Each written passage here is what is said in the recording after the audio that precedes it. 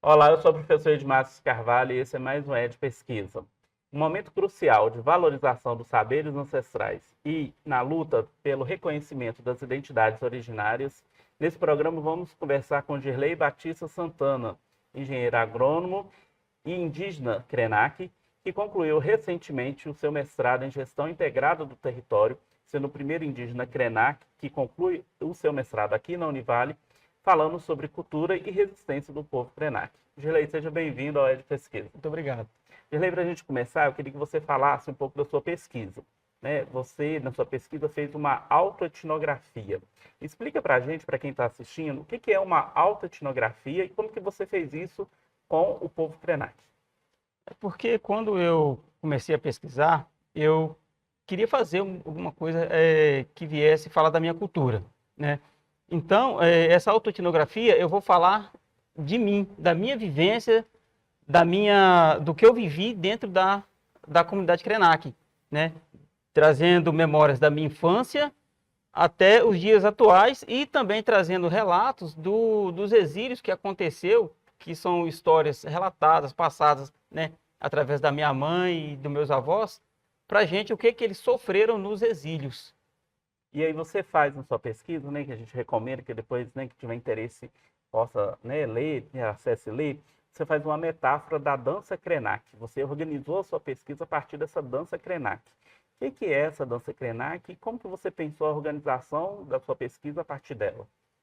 Então, porque quando a gente trouxe essa dança Krenak como metáfora, é porque eu falando de dentro, né, eu sendo o pesquisador, eu sendo o indígena, eu não consigo falar só da dança ou só da pintura, trazer um paradigma, ou só do Rio Doce, por exemplo.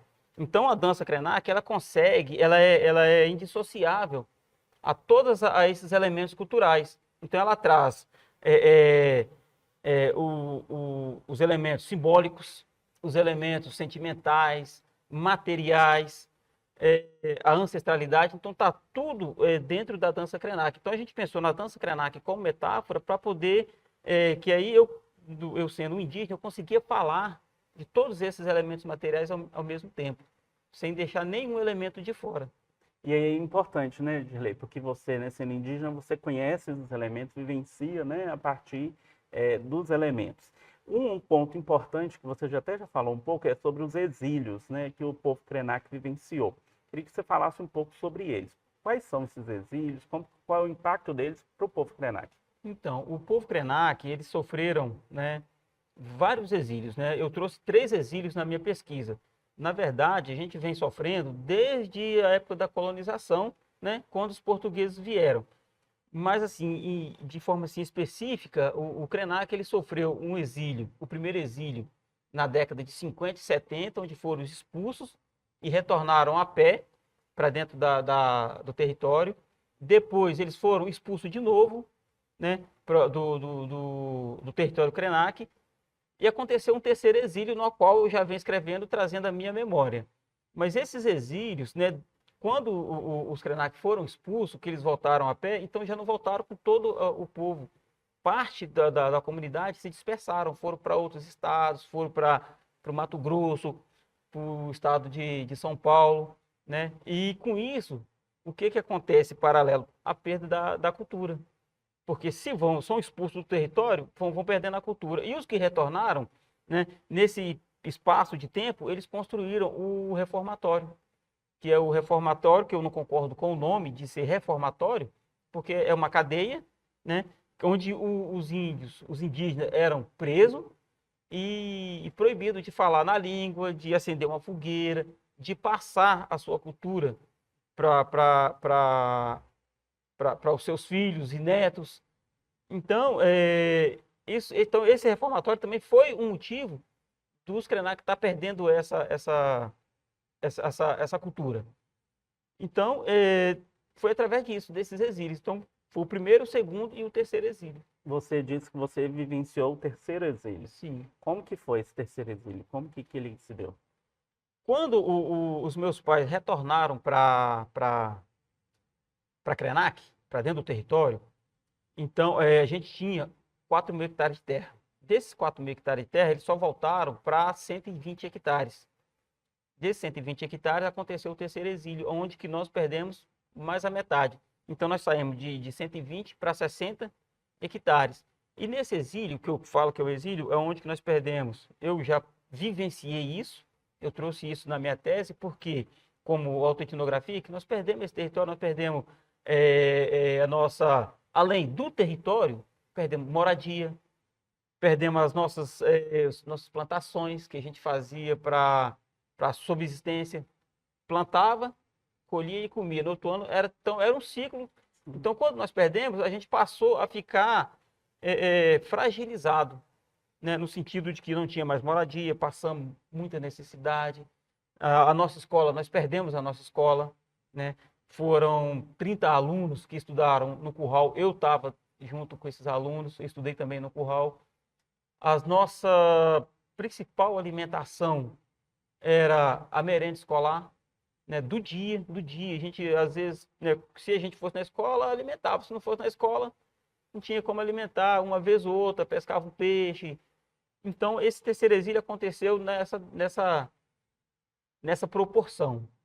E a gente já trazia do segundo exílio o medo de perder todo o território, então com isso a gente não fazia mais as nossas práticas culturais, que é falar na linguagem, é fazer a fogueira, dançar em volta da fogueira, se pintar. Eu, por exemplo, eu vim a usar a minha pintura e dançar a minha primeira dança já com 9 anos de idade. É. E esse impacto é muito forte, né, do exílio, né? Porque afeta questões culturais específicas, né, do povo Krenak. Um outro tema sensível, né, e que você traz na sua pesquisa, é a morte do Atu, né? Queria que você explicasse, né, para quem está nos assistindo, o que é o Atu e, mais especificamente, como que a morte, né, do Atu trouxe um impacto para o povo Krenak. O Atu, né, na linguagem, o Atu é o Rio Doce, que para nós, quanto comunidades indígenas, é um rio sagrado. É um rio sagrado porque nós vivemos dele. Há muitos anos a gente sempre vivia dele, pescava, a gente ia para a ilha, dormia lá na ilha, pescava, brincava, era a nossa área de lazer, de banho. Eu aprendi a nadar, aprendi a pescar, a caçar, tudo no Rio Doce, né? Então, com esse rompimento da barragem, ele deixou de proporcionar isso para a gente, né? Então, foi uma morte, foi um impacto muito grande. As nossas vivências que a gente tinha com o rio, a nossa conexão ancestral, a nossa conexão espiritual com o rio ficou fragilizada, porque a gente também realizava dança em volta dele, batismo no Rio Doce. Então a gente teve que para não perder totalmente essa cultura, a gente teve que fazer em outros lugares, mas o rio mesmo considerado como sagrado, um ente sagrado para nós, né? Uns falam que é um pai, uns falam que é um avô, existe essas falas, né? É no sentido de que o indígena, nós, Krenak, fazemos parte do rio e o rio faz parte do nosso ser. Então, por isso que é esse sagrado, por isso que essa morte vem, ele nos abalou e até hoje a gente sente esse impacto. E aí, assim, hoje nós já temos em torno de 10 anos, né, do rompimento da barragem Mariana, né, e outras questões. Como que hoje, passado esses 10 anos, como que, né, você vivencia e o povo Krenak, né, como é esse relato, a sensação, passado 10 anos e a modificação cultural, né, numa relação de justiça mesmo, né, como que é isso para vocês? Para a gente é doloroso ter que ficar brigando, vamos dizer assim, brigando juridicamente por uma coisa que faz parte da gente. Eu acho que não precisava nem de brigar, né? Já deveria ser reparado, deveria ter feito o que fosse preciso para estar acelerando esse processo de recuperação, esse processo de trazer de volta aquilo que é nosso, né? Mas a gente fica ali fragilizado, velando uma coisa morta ali, né? Um rio morto do lado da gente o tempo todo, vendo as nossas crianças crescendo, pedindo para tomar um banho nele e a gente não poder deixar, né? Eu já apresentei até trabalhos aqui no JIT, de crianças nossas pedindo para tomar banho e as mães enchendo caixa d'água, as crianças tomando banho dentro de caixa d'água. Então, para nós é muito difícil isso é muito doloroso. E aí a sua pesquisa chega no momento, né, Julei, que trabalha também a preservação da memória da cultura do povo Krenak, né? Vocês estão vivenciando nesse momento, né, em razão da morte do Uatu, mudanças culturais, como por exemplo, né, o fato das crianças quererem tomar banho no rio e tem que tomar numa caixa d'água. Qual a importância dessa sua pesquisa, né, por ser uma alta etnografia, para a preservação da memória do povo Krenak? Eu sinto assim, eu vejo essa importância, porque quando eu fui pesquisando, eu fui me remetendo a um passado que estava esquecido. Né? Eu bloqueei dentro de mim. E se eu bloqueei dentro de mim, outros também bloquearam. Então, quando a gente faz esse tipo de pesquisa, eles vão ler essa pesquisa, automaticamente eles vão desbloquear esse passado e vão começar a memorizar e valorizar mais e fortalecer mais. Eu penso que é mais para o fortalecimento cultural, que a gente tira aquele bloqueio da gente e começa a valorizar mais a nossa cultura, né? No sentido de resgatar mesmo o que nós, não é que nós perdemos, tiraram da gente, foram tirados forçados, a nossa cultura, o nosso simbolismo. Então, eu acho que essa pesquisa, ela sendo autoetnográfica, ela trazendo essa memória, eu acho que reativa também as outras pessoas buscar também as suas ancestralidades, valorizar o seu passado, valorizar de onde que veio, por que está aqui, e ter esse sentimento de pertencimento. E aí, né, quando você fala de resgatar, né, essas memórias e de fortalecer, a gente também está falando de resistência, né? Isso. Quais são esses elementos culturais dos povos Krenak, especificamente, que servem como elementos de resistência do povo Krenak? Quais são esses elementos culturais? Hoje, né, eu tenho aqui um elemento cultural que identifica a minha identidade, é um cocá. Isso identifica a nossa identidade quanto povos originários, povos indígenas. A pintura corporal é um elemento forte para nós. Mostra quem nós somos. Mostra quando a gente está ali pintado, com o corpo todo pintado, está mostrando que nós estamos resistindo. É um povo que viveu, vivenciou e está resistindo aos impactos, às opressões, né? Porque nós sofremos opressões, sofremos racismo, preconceito, isso o tempo todo. Então, então esses elementos culturais, ele traz a nossa resiliência, mostra a nossa identidade cultural. Eu falei, né, o cocá, a pintura, uma flecha, uma lança, uma borduna, que além de trazer, mostrar a nossa identidade, ela nos fortalece para as nossas reivindicações, né? Que são os nossos armamentos, vamos dizer assim, são o que a gente tem para nos defender o nosso território como um todo e defender a nossa população. E aí, assim, a sua pesquisa ela serve para pensar, né, um campo de conhecimento sobre o povo Krenak, né, acaba se tornando uma referência. Como que é possível pensar aí o território, né, que é algo muito forte para o povo Krenak, né, e é território físico, né, o povo Krenak fica na cidade de Resplendor, não é, aqui em Minas Gerais. Como relacionar território, cultura e ancestralidade? Como que você fez isso na sua produção? É indissociável, né? Eu falei que assim, é difícil falar só de território, só de cultura e só de ancestralidade, porque tá tudo ligado dentro do corpo, né? O corpo-território tá ligado, né? Quando eu trouxe a dança Krenak como metáfora, eu não falei aqui, Sim. mas a gente coloca a cabeça no chão, os pés descalços, se conectando com o território e com a ancestralidade Krenak, que foi um líder para nós. Então a gente traz isso com nós, essa ancestralidade que nos fortalece. Então quando a gente conecta corpo, território e ancestralidade, é nesse sentido. E aí a importância desse território como um espaço, né, específico de materialização desses aspectos culturais, né? Porque o indígena ele não tem o território só um lugar para morar, faz parte dele. É um lugar que, para onde quer que ele seja mandado, ele vai voltar.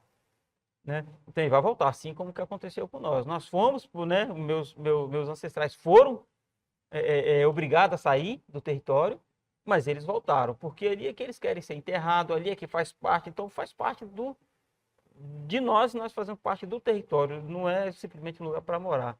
É um lugar que a gente quer para a eternidade, para toda a nossa existência.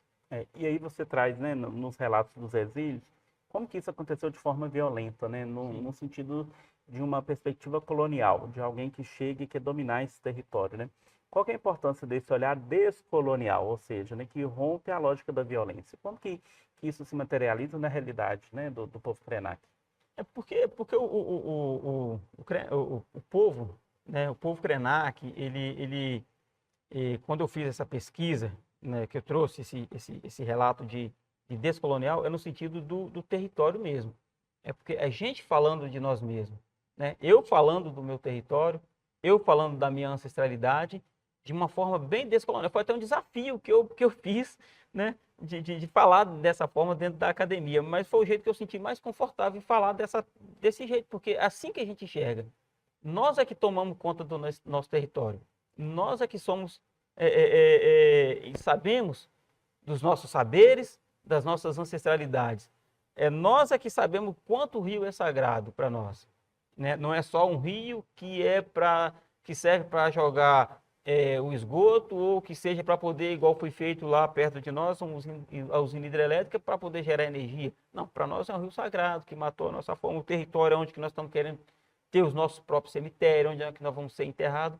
Então, né, é um desafio que eu trouxe, mas no sentido de mostrar isso, que é possível a gente fazer esse trabalho descolonial. A gente sair da colonialidade, que nós somos colonizados há muito tempo. Então, eu acho que esse desafio que eu fiz, que eu provoquei, é nesse sentido.